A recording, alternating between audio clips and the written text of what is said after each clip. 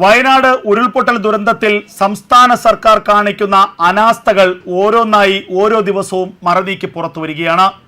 വയനാട് ദുരന്തത്തിൽപ്പെട്ടവരോട് സംസ്ഥാന സർക്കാരിന്, പിണറായി സർക്കാരിന് എന്ത് ബാധ്യതയാണ്, എന്ത് ഉത്തരവാദിത്തമാണ് ഉള്ളത് എന്ന ചോദ്യമാണ് ഉയരുന്നത്. ഇപ്പോൾ ഇതാ പുതിയൊരു വിവാദം വന്നിരിക്കുന്നു. കർണാടകയുടെ മുഖ്യമന്ത്രി സിദ്ധാരാമയ്യ തന്നെ ഈ വിഷയവുമായി ബന്ധപ്പെട്ട് സംസ്ഥാന സർക്കാരിനെ, പിണറായി സർക്കാരിനെ ആക്ഷേപിച്ച് രംഗത്ത് വന്നിരിക്കുന്നു. ദുരന്തമുണ്ടായതിന് പിന്നാലെ 100 കുടുംബങ്ങൾക്ക് വീടുകൾ നിർമ്മിച്ചു നൽകാമെന്ന വമ്പൻ വാഗ്ദാനമാണ് കർണാടക കേരള സർക്കാരിന് മുന്നിൽ വച്ചത്. എന്നാൽ നാളിതുവരെ സംസ്ഥാന സർക്കാരിൻ്റെ ഭാഗത്തു നിന്ന് ഒരു മറുപടിയും ഇക്കാര്യത്തിൽ ഉണ്ടായിട്ടില്ല എന്നാണ് സിദ്ധാരാമയ്യ വ്യക്തമാക്കുന്നത്. കേരള മുഖ്യമന്ത്രി പിണറായി വിജയന് ഈ വാഗ്ദാനം ചൂണ്ടിക്കാട്ടിക്കൊണ്ട് സിദ്ധാരാമയ്യ നേരിട്ട് കത്തെഴുതി. ചീഫ് സെക്രട്ടറി തലത്തിൽ ചർച്ചകളും നടന്നു. എന്നിട്ടും സംസ്ഥാനം ഈ വാഗ്ദാനം നിറവേറ്റുന്നതിനുള്ള ഒരു നടപടിയും എടുത്തില്ല എന്നാണ് ഇപ്പോൾ കർണാടക സർക്കാർ വ്യക്തമാക്കുന്നത്. 100 കുടുംബങ്ങൾക്ക് അടച്ചുറപ്പുള്ള മനോഹരമായ വീടുകൾ നിർമ്മിച്ചു നൽകാമെന്ന് കർണാടക പറഞ്ഞിട്ടും ആ വീടുകൾ നിർമ്മിക്കാനുള്ള സ്ഥലം ചൂണ്ടിക്കാണിക്കുകയോ അല്ലെങ്കിൽ അതിനുള്ള എന്തെങ്കിലും ഒരു ചെറുവിരൽ അനക്കുകയോ ചെയ്തിട്ടില്ല. അപ്പോൾ ഈ പിണറായി സർക്കാരിൻ്റെ ലക്ഷ്യം എന്താണ്? വയനാട് ഉരുൾപൊട്ടൽ ദുരന്തമുണ്ടായതിന് പിന്നാലെ പണപ്പിരിവ് ആരംഭിച്ചിരുന്നു സംസ്ഥാന സർക്കാർ. അതിനെതിരെ ആരെങ്കിലും മിണ്ടിയാൽ അവർക്കെതിരെ ക്രിമിനൽ നടപടികളടക്കം ആരംഭിക്കുകയും ചെയ്തു. ഇപ്പോൾ ഇതാ ഹൈക്കോടതിയിൽ തന്നെ വലിയ വിമർശനം സംസ്ഥാന സർക്കാരിനെതിരെ ഉയർന്നിരിക്കുന്നു. കേന്ദ്രം പണം നൽകുന്നില്ല, ഫണ്ട് നൽകുന്നില്ല എന്നുള്ള ഗുരുതരമായ ആരോപണമാണ് പല ഘട്ടങ്ങളിലായി സംസ്ഥാന സർക്കാർ ഉന്നയിച്ചത്. എന്നാൽ കഴിഞ്ഞ ദിവസം ഹൈക്കോടതി സംസ്ഥാനത്തെ അതിരൂക്ഷമായി വിമർശിച്ചു. സംസ്ഥാനം കേന്ദ്രത്തിനോട് പണം ചോദിക്കുമ്പോൾ കണക്ക് കൊടുക്കേണ്ട ഉത്തരവാദിത്വം സംസ്ഥാന സർക്കാരിനുണ്ട്.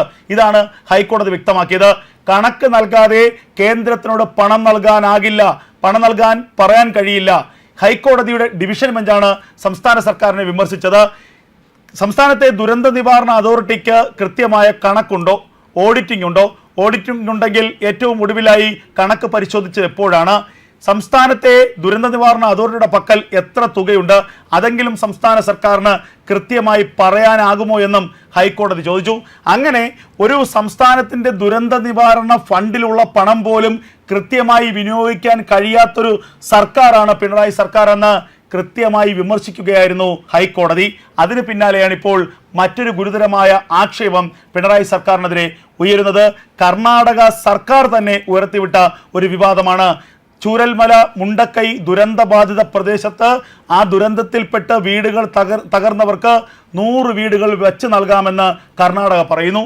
അങ്ങനെ ഉത്തരവാദിത്തപ്പെട്ട ഒരു സർക്കാരാണ് ഉള്ളതെങ്കിൽ ആ വീട് എത്രയും പെട്ടെന്ന് നിർമ്മിച്ച് നൽകാനുള്ള നടപടികൾ എടുക്കുകയല്ലേ വേണ്ടത്? അതിനുള്ള അടിസ്ഥാന സൗകര്യങ്ങൾ ഒരുക്കി നൽകുകയല്ലേ വേണ്ടത്? എന്നാൽ ഈ കർണാടകയുടെ വാഗ്ദാനത്തോട് മുഖം തിരിച്ചു നിൽക്കുന്ന സമീപനമാണ് സംസ്ഥാന സർക്കാർ സ്വീകരിച്ചതെന്ന് കർണാടക കുറ്റപ്പെടുത്തുന്നു. ആ വാഗ്ദാനത്തെ സ്വീകരിക്കുകയോ അതിനോട് എന്തെങ്കിലും പ്രതികരിക്കുകയോ സംസ്ഥാന സർക്കാർ ചെയ്തിട്ടില്ല. ഇനി സ്ഥലം ലഭ്യമല്ലെങ്കിൽ ആ സ്ഥലം കൂടി വില കൊടുത്ത് വാങ്ങി അവിടെ വീട് നിർമ്മിച്ച് നൽകാമെന്നാണ് കർണാടക വ്യക്തമാക്കിയത്. അതിനോട് ഒരു തരത്തിലുള്ള മറുപടിയും സംസ്ഥാന സർക്കാരിൻ്റെ ഭാഗത്തുനിന്നുണ്ടാകുന്നില്ല. കഴിഞ്ഞ ദിവസം ഹൈക്കോടതിയിൽ നിന്നും തിരിച്ചടിയേറ്റു. ഇപ്പോൾ ഇതാ കർണാടക സർക്കാർ തന്നെ ഔദ്യോഗികമായി ഇക്കാര്യം വ്യക്തമാക്കിയിരിക്കുന്നു. സംസ്ഥാന സർക്കാരിൻ്റെ അലംഭാവം, ആലസ്യം, ഗുരുതരമായ വീഴ്ച ഒക്കെയാണ് ഇപ്പോൾ ഇക്കാര്യത്തിൽ ചൂണ്ടിക്കാട്ടിയിരിക്കുന്നത്. മുണ്ടക്കൈ ചൂരൽമല ദുരന്ത ബാധിതരോട് പിണറായി സർക്കാരിന് യാതൊരു ബാധ്യതയുമില്ലെന്നും യാതൊരു ഉത്തരവാദിത്വമില്ലെന്നും ഇവിടെ വ്യക്തമായിരിക്കുകയാണ്.